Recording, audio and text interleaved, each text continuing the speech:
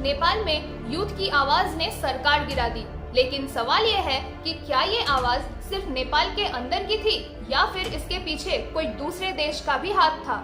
एक तरफ भारत, दूसरी तरफ चाइना और दूर से वेस्ट अपनी आंख गाड़ कर बैठे हैं।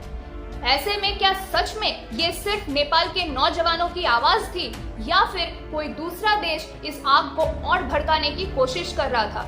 और अगर आपको लगता है कि ये नेपाल का प्रॉब्लम है तो रुक जाओ, क्योंकि इसका असर पूरे साउथ एशिया पर पड़ सकता है। सोचो, एक देश जहां पहाड़ों की शांति और मंदिरों की घंटियां गूंजती हो, उस देश की सड़कें अचानक एक बैटलफील्ड बन जाती है। एक तरफ पुलिस की गोलियां और दूसरी तरफ गुस्से से भरी जवान भीड़ और बीच में गिरता हुआ एक पूरा पॉलिटिकल सिस्टम।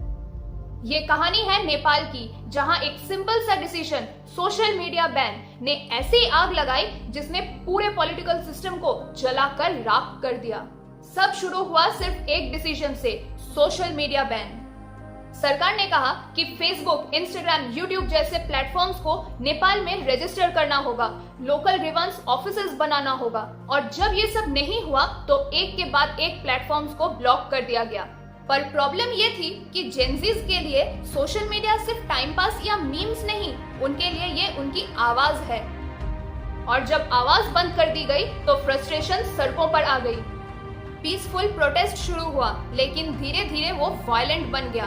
पुलिस और प्रोटेस्टर्स के बीच क्लैशेस शुरू हो गए, कहीं टीयर गैस, कहीं लाइव एम्यूनिशन, और फिर एक शॉकिंग मोमेंट, 12,500 प्रिजनर्स जेल तोड़कर भाग गए। गवर्नमेंट बिल्डिंग्स को टारगेट बनाया गया। पार्लियामेंट बिल्डिंग, सुप्रीम कोर्ट और सिंह दरबार जैसे देश के सिंबल्स पर हमला हुआ। नेपाल की पॉलिटिकल कैपिटल लिटरली एक बैटलफील्ड बन गया है।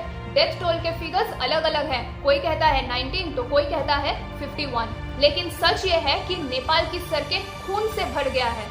आम इंसान और पुलिस दोनों के घर उजड़ गए। और इस सब के बीच prime minister KP. Sharma Oli को रिजाइन करना पड़ा।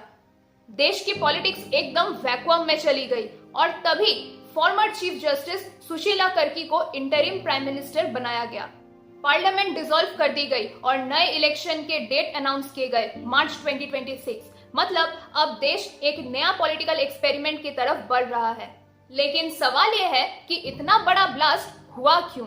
क्या सिर्फ एक सोशल मीडिया बैन ने पूरे देश को हिला दिया? जवाब है नहीं। असली गुस्सा अंदर सालों से दबा हुआ था और ये तो सिर्फ एक स्पार्क था। नेपाल के यूथ का सबसे बड़ा कंप्लेंट है करप्शन। नेता और उनके परिवार पावर को अपना पर्सनल प्रॉपर्टी बनाकर बैठे हैं। नौकरी के मौके कम होते जा रहे हैं, इकोनॉमी एक जगह अटक गई है और इनइक्वालिटी दिन पर दिन बढ़ रही है। अब सोचो, तुम एक 20 साल के स्टूडेंट हो, तुम्हारे हाथ में डिग्रीज हैं, लेकिन जॉब मार्केट में तुम्हारे लिए कोई स्पेस नहीं है। ऊपर से तुम ये देख रहे हो कि पॉलिटिशियंस और उनके फैमिलीज फॉरेन में लग्जरी एंजॉय कर रहे हैं और यहाँ तुम्हारे घर में रोजी रोटी की टेंशन चल रही है। यही फ्रस्ट्रेशन सड़कों को भर दिया। और फिर आया सोशल मीडिया बैन। जो यूथ इस सिस्टम के ऑलरेडी अगेंस्ट थे, उनके लिए ये पर्सनल इंसल्ट था, क्योंकि सोशल मीडिया उनके लिए सिर्फ एक एंटरटेनमेंट प्लेटफॉर्म नहीं, बल्कि उनकी आइडेंटिटी है, एक्सप्रेशन है, एक स्टेज है। और जब तुम एक पूरे जनरेशन की आवाज को सेंसर कर देते हो, वो समझने लगते हैं कि उनकी पूरी जिंदगी को सेंसर कर रहे हो। इसी वजह से ये प्रोटेस्ट इतनी तेजी से भड़क गई। और ये सिर्फ एक ऐप को वापस मांगने का आंदोलन नहीं था, बल्कि उनके सपने, उनके फ्यूचर और उनकी डिग्निटी की लड़ाई थी। नेपाल जैसे छोटे हिमालयन कंट्री के लिए सबसे बड़ा चैलेंज होता है उनकी सॉवरेनिटी को प्रोटेक्ट करना, क्योंकि दोनों तरफ से बड़े पावर्स का दबाव बना रहता है। एक तरफ भारत, दूसरी तरफ चाइना और पीछे से वेस्ट का भी सटल प्रेशर होता है। नेपाल की गवर्नमेंट ओपनली कह रही है कि डोमेस्टिक पॉलिटिक्स में किसी भी तरह का इंटरफेरेंस एक्सेप्ट नहीं होगा। मतलब उनका स्टैंड क्लियर है कि चाहे इंडिया हो, चाइना हो या वेस्ट हो, सबके साथ रिलेशन होगा, लेकिन फाइनल डिसीजन नेपाल अपने इंटरेस्ट के हिसाब से ही लेगा। अब एनालिस्ट और मीडिया ऑब्जर्वर्स कहते हैं कि चाहे वो इंडिया हो, चाइना हो या वेस्ट हो, सभी नेपाल के पॉलिटिक्स में अपना एंगल डालने की कोशिश करते हैं। कभी इंफ्रास्ट्रक्चर के जरिए, कभी एड के जरिए, तो कभी कल्चरल इन्फ्लुएंस के जरिए। लेकिन प्रॉब्लम यह है कि अब तक स्मोकिंग गन प्रूफ अवेलेबल नहीं है, इसलिए डिस्कशन सिर्फ सस्पिशन और स्पेकुलेशंस तक ही सीमित है। अब सवाल यह है कि नेपाल के इस क्राइसिस से फायदा किसको है, क्योंकि जियोपॉलिटिक्स में कोई भी इंसिडेंट बस एक इंटरनल मैटर नहीं होता, क्योंकि आसपास के बड़े खिलाड़ी अपना इक्वेशन जरूर देखते हैं। सबसे पहले बात करते हैं चाइना की।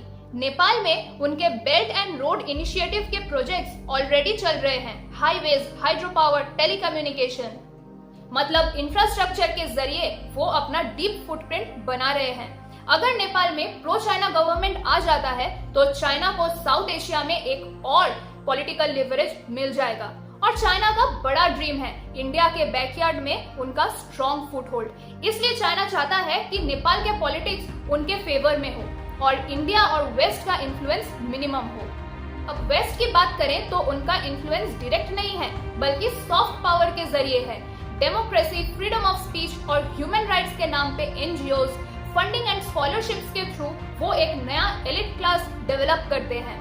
उनके लिए नेपाल एक ऐसी जगह है जहां वो अपना डेमोक्रेटिक इमेज प्रोजेक्ट करते हैं और साथ ही चाइना के इन्फ्लुएंस को कंट्रोल करते हैं। अब आते हैं इंडिया में। इंडिया के लिए नेपाल सिर्फ एक पड़ोसी नहीं है, ये एक लाइफलाइन है जहां से बॉर्डर ट्रेड होता है, जहां क्रोर्स का रेमिटेंसेस और सप्लाई चेन्स कनेक्टेड है। दूसरा, नेपाल के प्लेन रीजन मधेश में मधेसी कम्युनिटी रहती है जो एथनिक और कल्चरल टाइज इंडिया से शेयर करती है। अगर नेपाल अनस्टेबल होता है तो सबसे पहला इम्पैक्ट मधेसी पॉलिटिक्स पर पड़ता है और इनडायरेक्टली इंडिया के बिहार यूपी बॉर्डर पर भी टेंशन क्रिएट होता है। सिक्योरिटी एंगल भी इंपॉर्टेंट है। इंडिया के लिए हिमालयन बॉर्डर्स का सेफ रहना बेहद जरूरी है और अगर नेपाल में फॉरेन पावर का इन्फ्लुएंस ज्यादा हो जाए तो ये इंडिया के लिए एक डायरेक्ट सिक्योरिटी थ्रेट बन जाता है। यहाँ एक इंटरेस्टिंग पॉइंट आता है, नेपाल एक बफर स्टेट है, मतलब हिस्टोरिकली नेपाल का रोल एक कुशन का रहा है। एक तरफ इंडिया का डोमिनेंस और दूसरी तरफ चाइना का एक्सपेंशन। नेपाल चाहे ना चाहे उसकी पॉलिटिक्स हमेशा इन दोनों के बीच की लड़ाई में फंस जाती है। अब जब हम नेपाल के रिसेंट क्राइसिस को समझ चुके हैं तो सबसे बड़ा सवाल उठता है कि आगे क्या होगा। सबसे पहले फोकस है मार्च 2026 इलेक्शंस पर। ये इलेक्शन सिर्फ एक फॉर्मेलिटी नहीं है, ये एक अपॉर्चुनिटी है नेपाल के यूथ के लिए जो सड़कों पर अपना आवाज उठा चुके हैं, जो अपने हक के लिए लड़ चुके हैं। लेकिन एक बड़ा चैलेंज है, क्या वैसे ही इलेक्शन ट्रांसपेरेंट एंड फेयर वे में होगा जैसे प्रोमिसेस में दिखाए जा रहे हैं, या फिर से वही पुराने करप्ट पॉलिटिकल पार्टीज अपना जलवा दिखाएंगे। और ये भी सोचो कि पुराने नेता जो सालों से पावर में हैं, उन्होंने अभी भी अपना इन्फ्लुएंस और नेटवर्क स्ट्रॉन्ग रखी हुई है। अगर इलेक्शंस में उनकी वापसी होती है तो क्या यूथ की आवाज फिर से दब जाएगी या फिर वो अपना एजेंडा पॉलिटिकली इम्प्लीमेंट कर पाएंगे। लेकिन एक होपफुल पर्सपेक्टिव भी है, ये प्रोटेस्ट सिर्फ नेपाल के लिए नहीं बल्कि पूरे साउथ एशिया के लिए एक सिग्नल है कि एक नई जनरेशन अपने आप एम्पावर हो रही है, पॉलिटिकली अवेयर हो रही है और सिस्टम को चैलेंज भी कर रही है। अगर नेपाल की यूथ अपनी स्ट्रेटेजी स्मार्ट रखती है तो ये एक new wave of youth driven politics का बिगिनिंग हो सकता है। ये एक ऐसा मूवमेंट होगा जो शायद आगे चलकर बाकी देशों को भी इंस्पायर करे। तो मिलते हैं अगली वीडियो में, तब तक के लिए गुड बाय।